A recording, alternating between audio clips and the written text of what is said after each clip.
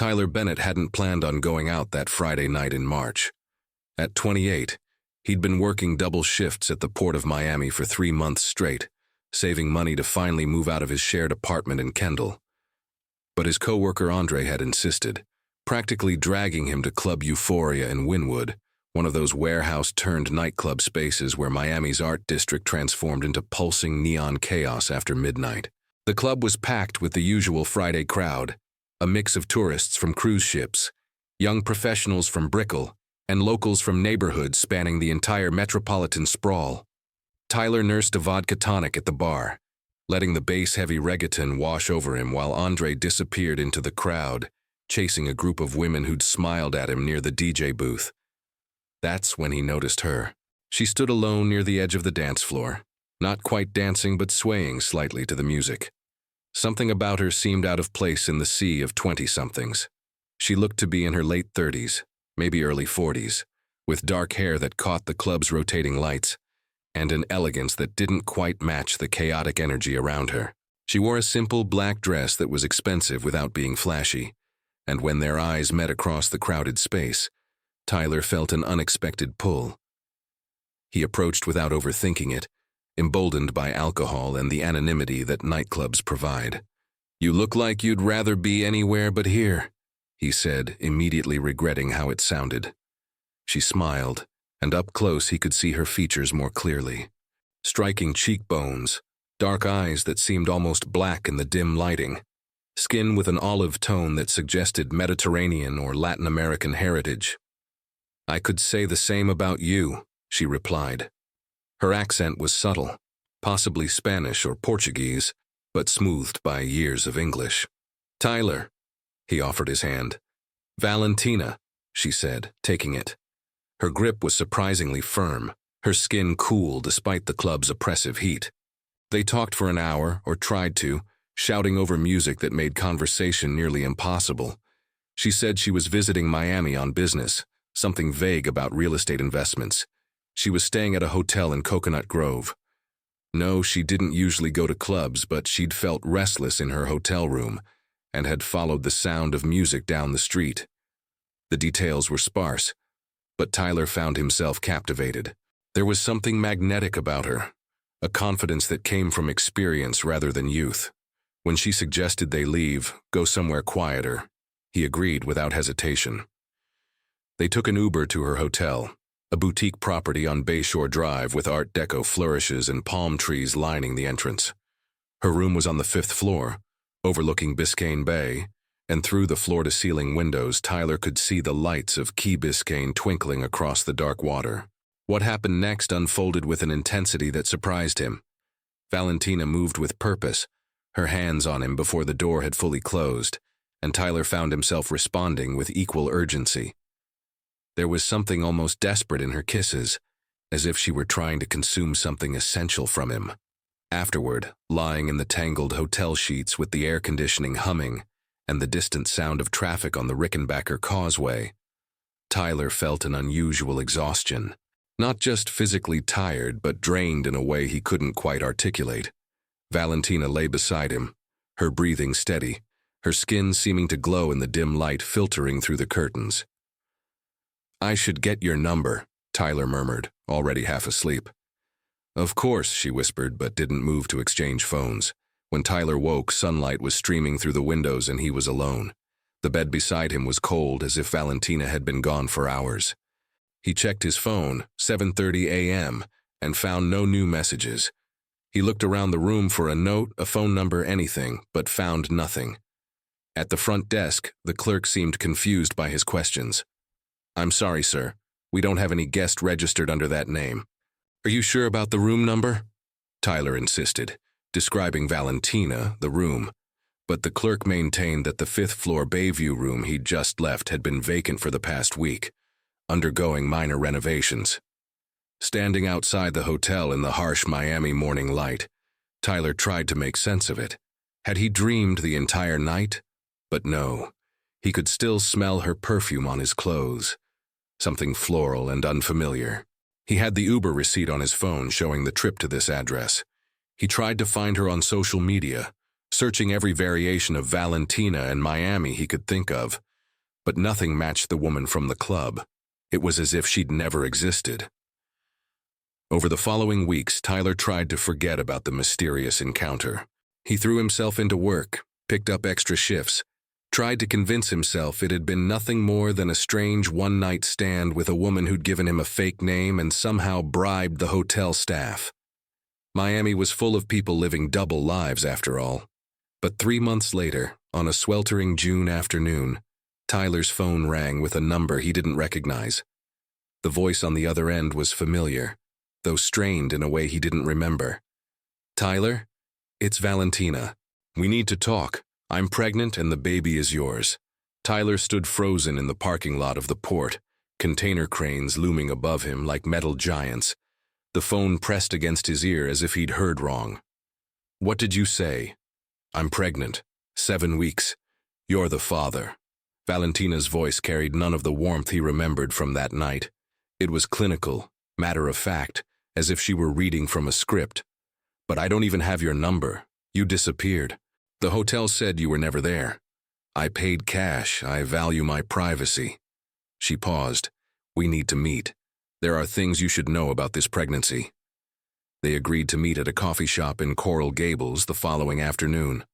Tyler spent the intervening hours in a fog of disbelief and panic. He called Andre, who'd been with him that night at the club, but Andre barely remembered seeing him leave with anyone. "Man, that night was a blur," he admitted.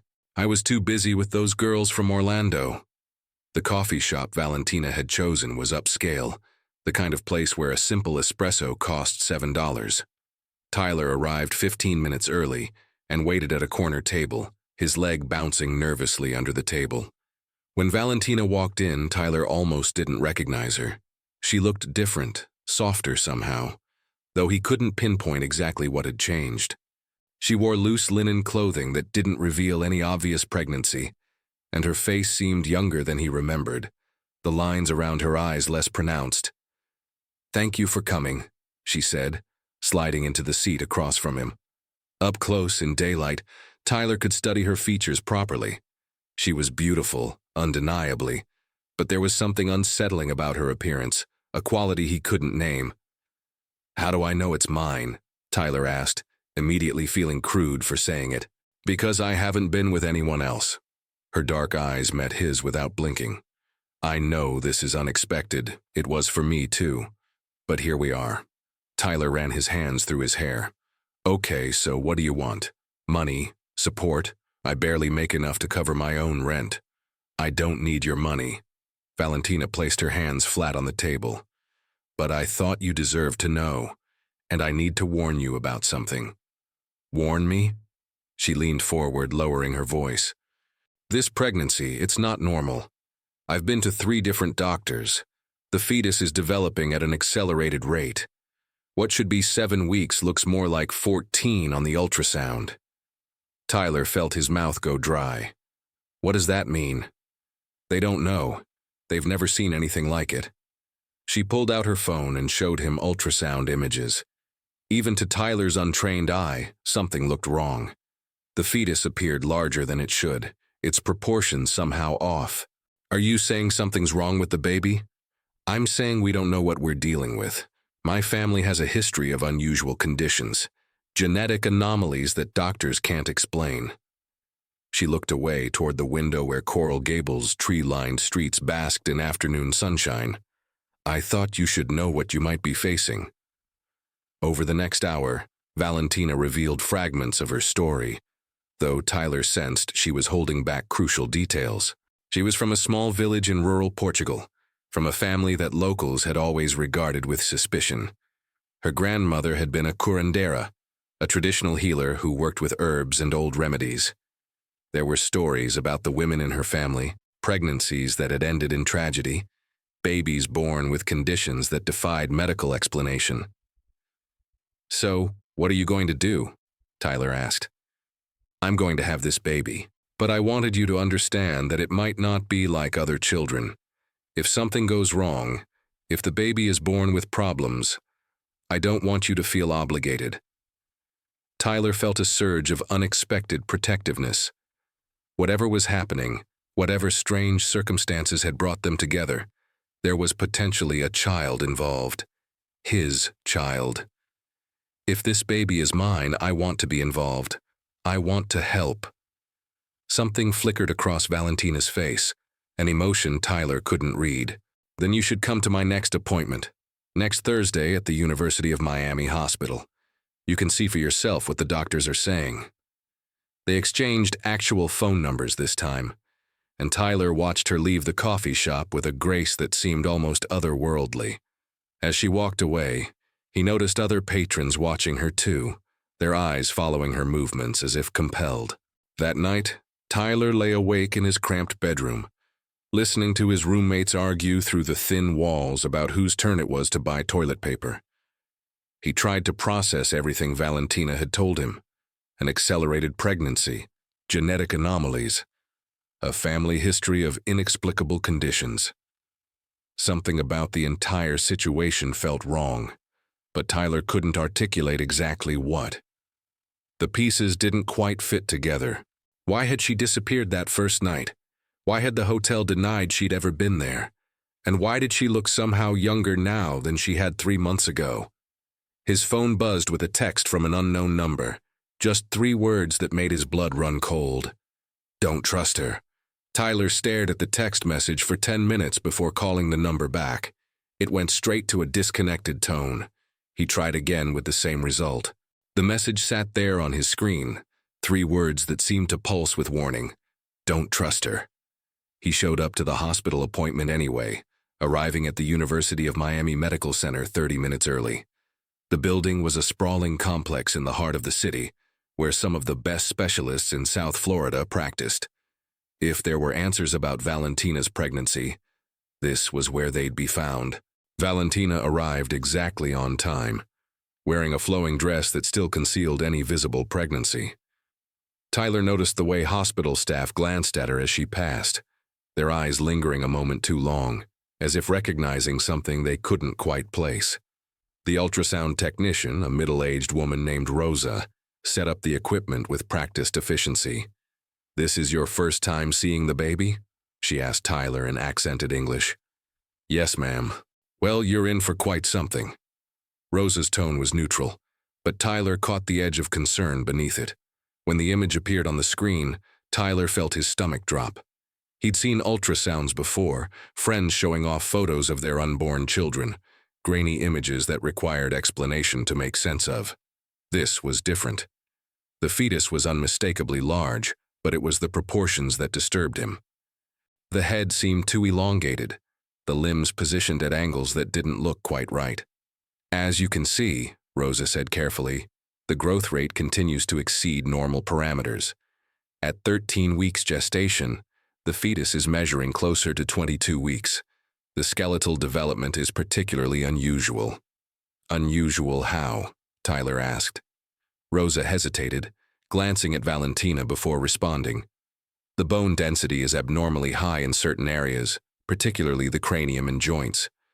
The spine shows structural variations we typically don't see. Dr. Martinez will go over everything with you." Dr. Rafael Martinez arrived minutes later, a specialist in high-risk pregnancies who carried himself with the confidence of someone who'd seen it all. That confidence wavered when he looked at Valentina's chart. "Ms. Soares, we've consulted with colleagues at Johns Hopkins and Mayo Clinic. No one has documented a case quite like this." He pulled up additional images on his computer. "The accelerated growth is concerning enough, but these skeletal abnormalities suggest a genetic condition we can't identify. We'd like to perform an amniocentesis to analyze the fetal DNA." "No," Valentina said firmly. "No invasive procedures." Dr. Martinez exchanged a look with Rosa. "I have to be frank with you. Based on what we're seeing, there's a significant possibility this child will have severe developmental disabilities if it survives to term. The cranial deformities alone suggest neurological complications." Tyler watched Valentina's face remain impassive, as if she'd expected this news. "I understand the risks," she said. "There's also the matter of delivery," Dr. Martinez continued. "Given the size trajectory, a natural birth would be extremely dangerous. We'd need to schedule a cesarean section, likely earlier than full term. After the appointment, Tyler and Valentina sat in the hospital cafeteria surrounded by the smell of disinfectant and weak coffee. Tyler felt numb, trying to process what he'd seen on that screen. "You knew," he said finally. "You knew something was wrong before you even told me you were pregnant." Valentina stirred her untouched coffee. "My family has a history. I told you that." "A history of what exactly?" "Because what I just saw doesn't look like any genetic condition I've ever heard of. There are things in this world that medical science doesn't understand." Valentina's voice was quiet. "My grandmother used to say that some bloodlines carry older things, traits that date back to times before modern medicine, before scientific explanation. That's not an answer, that's superstition, is it?" She looked at him directly. "You felt it that night, didn't you? In the hotel room. Something passed between us, something more than physical." Tyler wanted to deny it, but he remembered the strange exhaustion he'd felt, the sense of being drained. "What are you?" "I'm a woman carrying a child. Your child, whatever it becomes." She stood, gathering her bag. "You can walk away, Tyler. I meant what I said. I don't expect anything from you. What happens if this baby is born the way they're predicting, deformed, disabled?" Something dark flickered across Valentina's face. "Then we'll deal with it. My family always has." That evening, Tyler received another text from the unknown number. This time it included an attachment, a news article from a Portuguese newspaper dated 6 years earlier. Tyler ran it through an online translator. The headline made his hands shake. "Village woman gives birth to stillborn child with severe deformities. Third such case in family history." The article was accompanied by a grainy photo of a woman being led from a rural clinic. Even in the poor quality image, Tyler recognized the face. It was Valentina, looking exactly the same as she did now, 6 years later, without a single sign of aging. Tyler spent 3 days trying to verify the article. He contacted the newspaper in Portugal through their website but received no response. He searched for more information about Valentina Suarez, finding dozens of women with that name, but none matching her description or timeline. The woman in the photograph looked identical to the Valentina he knew, which should have been impossible, unless she'd been in her early 20s 6 years ago. But the Valentina he'd met appeared closer to 40. On Wednesday morning, Tyler's phone rang from a Miami number he didn't recognize. A woman's voice, professional and clipped, asked if he was Tyler Bennett and if he'd recently been involved with Valentina Suarez. "Who is this?" "My name is Dr. Patricia Alvarez. I'm a research geneticist at the University of Miami. I've been tracking certain cases that come through our system, and Ms. Suarez's pregnancy flagged my attention. We need to talk." They met at a diner in Little Havana, far from the university campus. Dr. Alvarez was in her 50s, with gray-streaked hair pulled back severely, and the intense focus of someone who devoted their life to pursuing answers others ignored. "I've been studying genetic anomalies in the Miami-Dade area for 15 years, she began, sliding a folder across the table. "There's a pattern that medical establishment refuses to acknowledge because it doesn't fit conventional models." Tyler opened the folder. Inside were medical records, newspaper clippings, and photographs spanning 2 decades. All showed similar cases. Women with unclear backgrounds giving birth to severely deformed children who either died immediately or within hours of birth. What am I looking at? Evidence of something that shouldn't exist according to modern genetics. These cases share impossible commonalities. The mothers all have Mediterranean or Latin backgrounds, specifically from isolated rural communities. The pregnancies all show the same accelerated growth pattern, and the births all result in what the medical records diplomatically call severe cranial and skeletal abnormalities. Tyler felt his throat tighten. "How many cases?"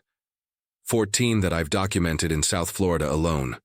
Probably more that were never properly recorded or were covered up. And here's what's truly disturbing." She pulled out another photograph, this one from a medical textbook dated 1952. "This is from a case in rural Spain. Same deformities, same pattern. That's 70 years ago. Exactly. This has been happening for generations, possibly centuries. And look at this. She showed him another photo, a group of women at what appeared to be a village festival in Portugal, dated 1952. One face stood out. Does she look familiar? Tyler's blood ran cold. The woman in the photograph could have been Valentina's twin sister, or more disturbingly, Valentina herself. That's impossible. She'd be over 90 years old. Unless she's not aging normally. Unless whatever genetic anomaly produces these deformed children also affects the mothers in ways we don't understand. Dr. Alvarez leaned forward. I've tried to study this for years, but these women disappear. They give birth, the child dies, and within weeks they vanish. No forwarding addresses, no medical follow-up, nothing. Why are you telling me this? Because you might be the first father to actually care enough to find out the truth. Most of these men never knew they'd gotten someone pregnant, or they ran when they found out. You showed up to that hospital appointment. That means something. Tyler's phone buzzed with a text from Valentina. Baby is moving a lot today. Feels stronger than it should. Are you free tomorrow? Dr. Alvarez saw his expression change. She's contacted you. She wants to meet tomorrow. Then wear this. Dr. Alvarez pulled a small device from her purse, no larger than a button. It's a recording device, medical grade, designed for documenting patient interactions. Get her talking about her family, her history. We need evidence if we're going to understand what's happening. That night, Tyler lay in bed, unable to sleep. He kept returning to that image on the ultrasound screen, the elongated skull and impossible bone structure. He thought about the article from Portugal, the pattern Dr. Alvarez had shown him, the impossible suggestion that Valentina might not be who or what she claimed. His phone lit up with another message from the unknown number. She's done this before, multiple times. The babies always die. You need to stop her. This time, Tyler responded, Who are you? 3 dots appeared indicating someone was typing. Then they disappeared, then appeared again. Finally, a message came through. Someone who survived. Meet me at Matheson Hammock Park tomorrow noon before you see her. Come alone. Tyler stared at the ceiling of his cramped bedroom, listening to Miami's nighttime symphony of distant sirens and air conditioners. He'd gone to a club 3 months ago looking for a distraction from his mundane life. Now he was caught in something that defied rational explanation, something that stretched back decades and possibly threatened not just him, but an unborn child growing at an impossible rate inside a woman who might not be entirely human. Tomorrow would bring answers, he hoped, but Tyler suspected those answers would only lead to darker questions. Matheson Hammock Park sat on the edge of Biscayne Bay, a slice of preserved nature, where Miami's relentless urban sprawl temporarily gave way to mangroves and tidal pools. Tyler arrived 20 minutes early, parking near the marina where sailboats bobbed in their slips under the midday sun. He spotted the figure immediately, a man sitting alone on a bench facing the water, wearing a baseball cap pulled low and sunglasses despite the overcast sky. As Tyler approached, the man turned, and Tyler saw a face marked by something more than age. Deep scars ran along the left side of his jaw, and his skin had an unhealthy pallor. Tyler Bennett? The man's voice was rough, damaged. That's me. Who are you? My name is David Chen. 15 years ago, I met a woman in a bar in Fort Lauderdale. Beautiful, older, mysterious. She called herself Isabella. 3 months later, she told me she was pregnant. He gestured to the bench. Sit down. This is going to be hard to hear. David's story unfolded like a nightmare mirror of Tyler's own experience. The woman had appeared ageless, claimed to be visiting on business, and had vanished after their encounter only to reappear months later claiming pregnancy. The fetus had grown at an impossible rate, developing abnormalities that terrified doctors. She gave birth at 24 weeks. The baby lived for 6 hours. David's hands trembled as he pulled out his phone, showing Tyler a photograph that made him look away. The infant was severely deformed, its skull elongated and misshapen, limbs bent at unnatural angles. The doctors said they'd never seen anything like it. They wanted to study the body, but Isabella refused. She took the baby and disappeared. "I'm sorry," Tyler said, though the words felt inadequate. "That's not the end of it. 2 weeks later, I started getting sick. Exhaustion like I'd never felt, my skin breaking out in lesions that wouldn't heal." He removed his sunglasses, revealing eyes that looked decades older than the rest of him. The doctors couldn't explain it. They tested for everything, viruses, bacteria, toxins, nothing. I was wasting away. What stopped it? I found someone who understood what was happening. A woman from Haiti who practiced traditional healing. She said Isabella had taken something from me during conception, a piece of my life force, and that the pregnancy had drained more. The deformed baby was a side effect, a vessel that couldn't contain what it was meant to hold. Tyler felt his skepticism warring with the evidence before him. That's not scientifically possible. Neither is a fetus developing at twice the normal rate, but you've seen it yourself. David pulled out a worn folder containing newspaper clippings and printed documents. I've spent 15 years tracking these cases. Isabella, Valentina, Carmen, Sophia, different names, same woman. Or maybe different women from the same bloodline, I don't know anymore. But the pattern is always identical. The documents showed cases spanning from 1987 to the present, scattered across Florida, Louisiana, and parts of California. Always the same story. Mysterious woman, rapid pregnancy, deformed infant, dead or dying child, vanishing mother. There was one case where a father hired a private investigator, David continued. He traced the woman back to a village in northern Portugal. The investigator sent one report talking about local legends of women who fed on life essence, who bore cursed children as part of some ancient ritual. Then he stopped responding to calls. They found him dead in his hotel room. Heart attack, they said, but he was 32 years old and healthy. You're saying Valentina is some kind of supernatural creature? I'm saying she's something we don't have words for in English. The healer I met called them consumidoras, consumers. They take vitality from men through intimacy, use it to extend their own lives, and the pregnancies are either intentional attempts to create offspring or byproducts of the energy transfer that go wrong. Tyler thought of the ultrasound images, the impossible bone structure, Valentina's unchanged appearance across decades. The baby I saw on the screen looked like it was in pain, even in the womb, because it's not meant to exist. These children are abominations, caught between human genetics and whatever these women are. They can't survive outside the womb, and even inside they're suffering. So, what am I supposed to do? She wants to meet this afternoon. David grabbed Tyler's arm with surprising strength. You need to end this. The pregnancy needs to be terminated, and you need to get as far from her as possible. She'll drain you dry if you let her. And that thing she's carrying will destroy her from the inside if it goes to term. I've seen it happen. How do I stop it? The healer gave me something, a mixture of herbs that disrupts their energy feeding. I've kept some just in case. He pulled out a small vial of dark liquid. Get her to drink this. Tell her it's a vitamin supplement, pregnancy tea, whatever. It'll break her connection to the fetus. She'll miscarry within 48 hours. Tyler stared at the vial. That's murder. That's survival. And trust me, what's growing inside her isn't a child in any meaningful sense. It's a parasite that will kill her and then die itself, screaming the whole time. Tyler's phone buzzed.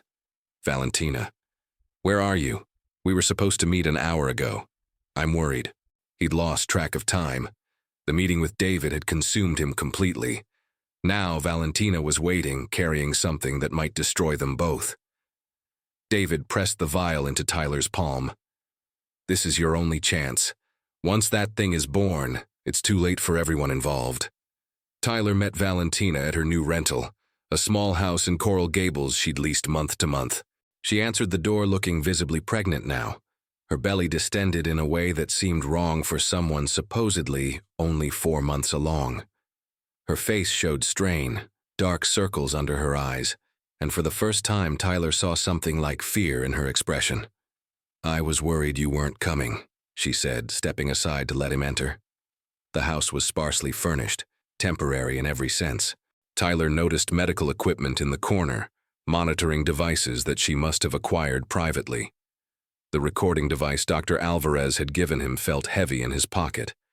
The vial from David Chen burned like fire against his chest.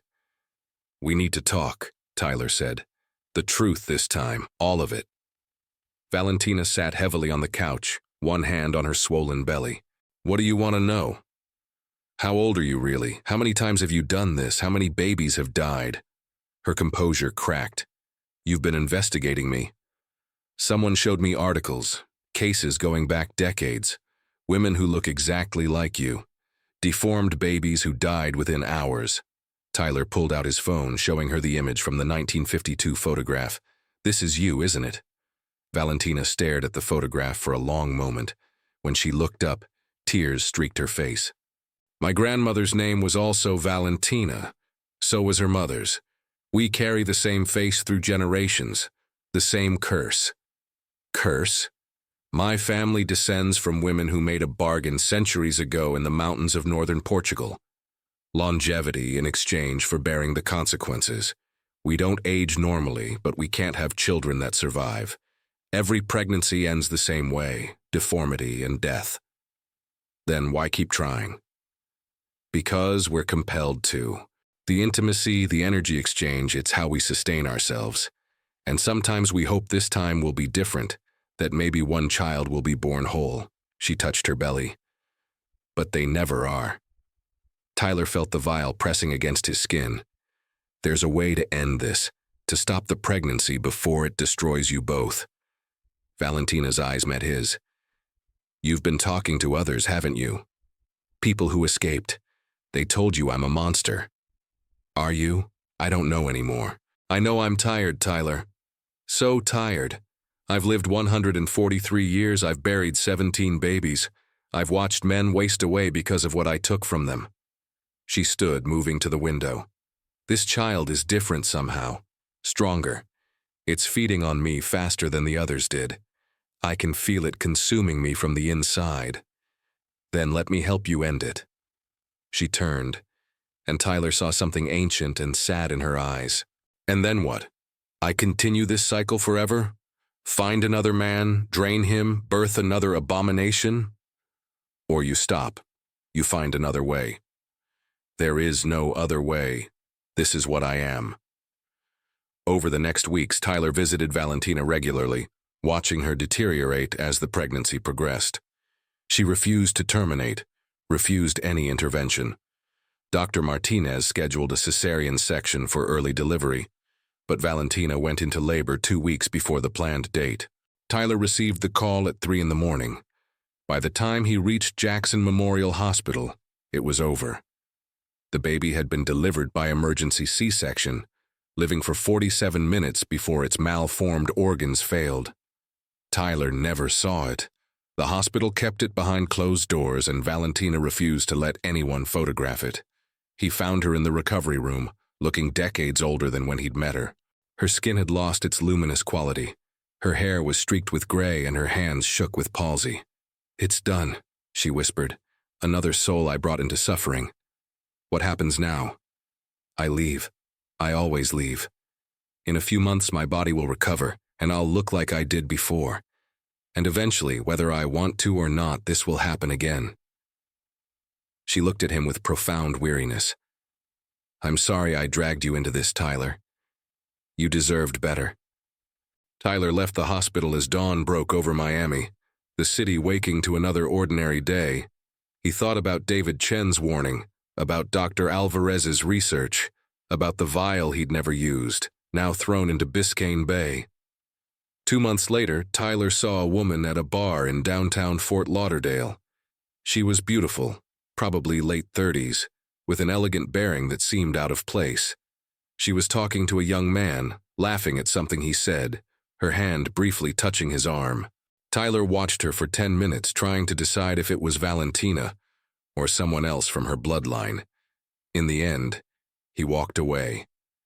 Some knowledge was too heavy to carry, some warnings too terrible to deliver. Behind him, the woman and the young man left together, disappearing into the Florida night, where ancient hungers still fed and impossible children still died in the sterile brightness of hospital rooms.